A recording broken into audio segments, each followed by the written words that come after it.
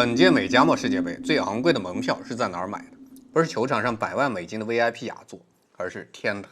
最擁擠的不是球场的 VIP 席，而是那通往高空的天台。在那片绿茵场上，一个人口仅有50万的非洲小国，用一种近乎宗教儀式般的顽强，把世界冠軍阿根廷死死摁在懸崖邊上摩擦。那一刻，盤口的驚雷滾過全球，無數篤定豪門碾壓論的賭客，眼睜睜看着自己畢生的積蓄，隨着門將沃奇尼亞那一記曠世神撲，化作了漫天虛無的灰燼。他們管這支球隊叫佛的腳，但在這場關乎人性貪婪的大清洗中，全網送給他們一個令人膽寒的尊號：天台死神佛的腳。這不是足球，這是眾神為了嘲笑貪婪而降下的因果律武器。今天我就要撥開這場血腥賽事的表象，帶你看看什麼叫量變引發的恐怖質變，又是什麼在精準狙擊着每一個妄想不勞而獲的靈魂。因為他不是來踢球的，他是來超度賭狗。有人說本屆世界杯最大的贏家不是冠軍，最大贏家是全國所有賣天台護欄的廠家。因為賭狗們排隊上天台，而站在天台下邊雙手合十，面帶慈悲微笑送他們最後一程的，就是佛的腳。善哉。今天咱們就聊聊為什麼一個名不見經傳的小國會成為2026世界杯最大的流量密碼？為什麼它不是黑馬，而是所有賭狗心裡的天台死神？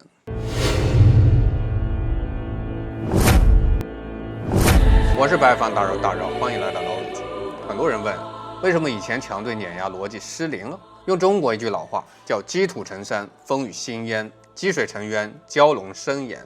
48強擴軍看似增加了水分，實則打破了原本封閉的豪門生態鏈。以前你們買球看的是名氣，是歷史戰績，但現在足球界發生了一場螞蟻啃大象的認知革命。這50萬人的國家，他們沒有任何包袱，他們沒有世界冠軍的壓力，也沒有千萬歐元的年薪誘惑。他們只有一種力量，叫做哀兵必勝。莊家給出的賠率從來不是實力的體現，而是人性的測謊儀。你們以為自己在下注，其實是在賭概率。而佛的腳，他們這群沒見過大場面的草根，用一種純粹的、近乎野蠻的防守意志，徹底打亂了所有精算師的算法。這是對賭狗們赤裸裸的諷刺。你研究了半年的盤口、身價、傷病報告，最後輸給了一個你連地圖上都找不到在哪兒的小國。這不叫爆冷，這叫反制的勝利。你看看那位40歲佛的腳門神沃奇尼亞，我稱他為黑馬中最大的黑珍珠。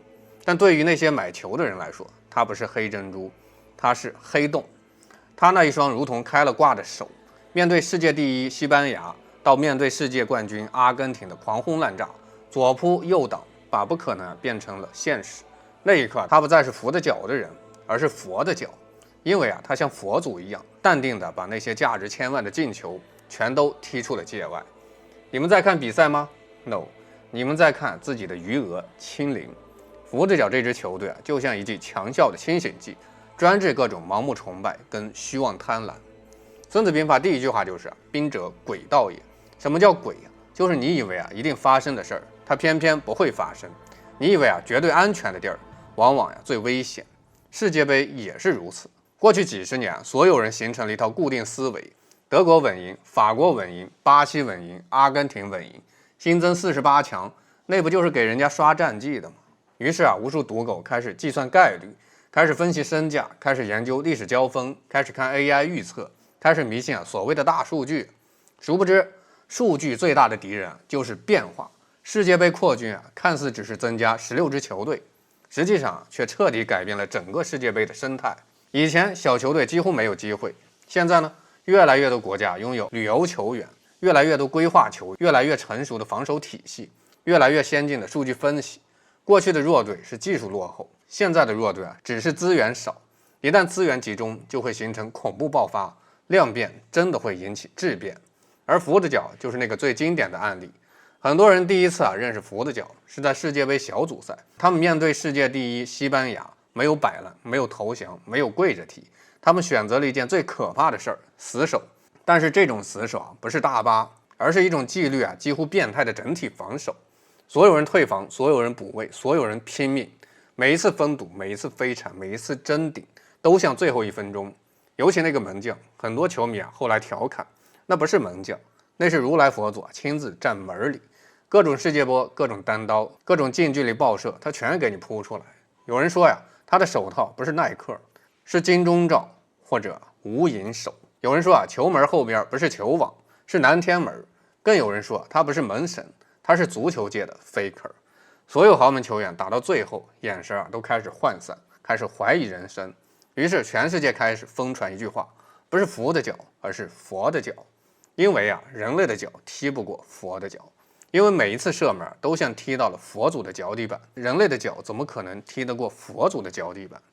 真正精彩的是賭狗開始崩，因為足球跟賭博呀，從來不是同一件事兒。足球講概率，賭博講慾望，兩者最大的區別就是足球允許爆冷，賭博卻害怕爆冷。過去幾十年，所有賭狗都有一個萬能公式：買強隊，串豪門，賠率雖然低，但穩呀。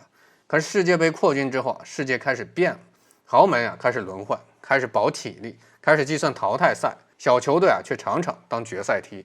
於是那些賠率模型開始失靈，那些所謂專家開始翻車 ，AI 開始沉默，莊家開始微笑，賭狗開始懷疑人生。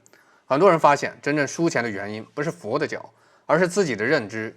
韓非子有一句話：智者千慮，必有一失；愚者千慮，必有一得。賭狗的問題不是不會分析，而是分析的太多了，最後分析成了幻想。他們相信歷史，相信數據，相信賠率，卻唯獨不相信場上的22個人。足球最大的魅力就在於不可預測。如果所有的比賽都能預測，世界杯就不用踢了，直接讓電腦模擬冠軍不就得了？最有意思的是福的腳一路殺瘋之後，全球媒體開始重新研究這個國家。大家驚訝地發現，它雖然人口只有幾十萬，卻擁有大量旅遊球員。很多人在葡萄牙、西班牙、法國成長，身體素質頂級，戰術執行力極強，沒有超級球星，卻擁有超級團隊。這讓我想起道德經一句話：天下難事必作於易，天下大事必作於細。豪門靠明星，黑馬靠體系。體系一旦成熟，明星也會翻車。就像印巴武器空戰，巴鐵用中國的3.5代戰機殲10 C 吊打印度、法國4代半陣風戰機1個0。所以福的腳真正恐怖的地方，不是門將，不是反擊，而是紀律。他們知道自己不如別人，所以從不浪費任何一次機會。每一個定位球都像最後一球，每一次角球都像最後的戰爭。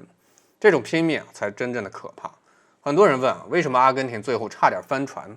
其實答案很簡單，不是阿根廷變弱了，而是足球世界變強了。以前世界只有幾個足球中心，現在足球早就全球化了。非洲、亞洲、北美、中東全部開始培養人才。曾經的大魚吃小魚，開始變成群狼圍獵獅子。這就是時代變化。很多行業也是如此。以前一個人可以吃幾十年紅利，現在稍微停一下，別人就追上來了。兵無常形，水無常勢，用兵之道變化萬千。這不僅適用於足球，更適用於人生。那麼賭狗為什麼永遠輸？答案其實就在夷陵道府的故事裡。一個人懷疑鄰居偷了自己的斧子，怎麼看都覺得對方像賊。後來呢，斧子在自己家找到，再看鄰居的時候怎麼看都不像賊，反而有點親切。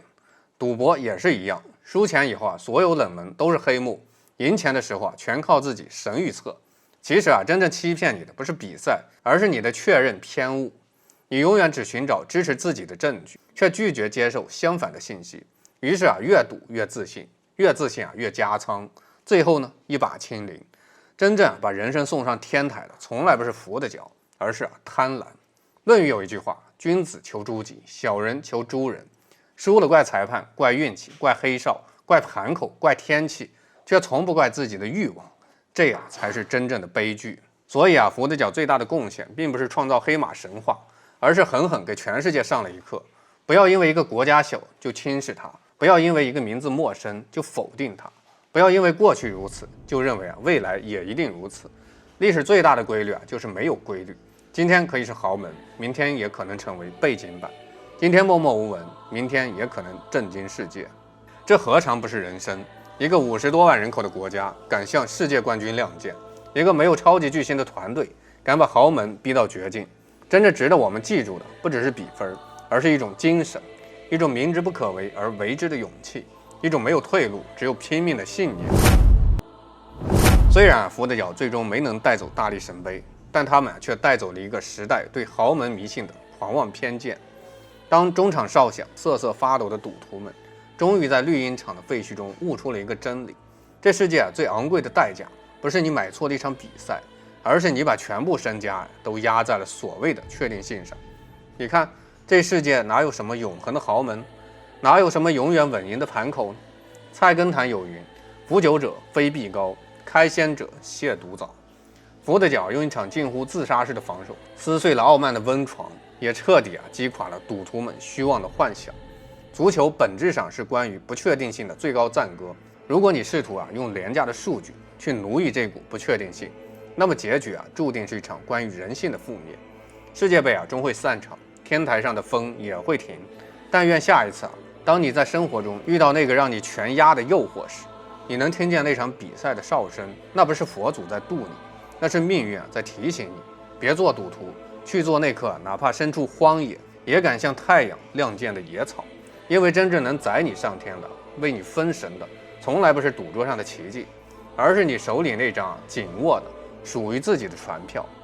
還有，據說福德角這波要找中國足球切磋一下。按理說中國對福德角也不薄呀，據說還有大量援助，你這不是恩將仇報嗎？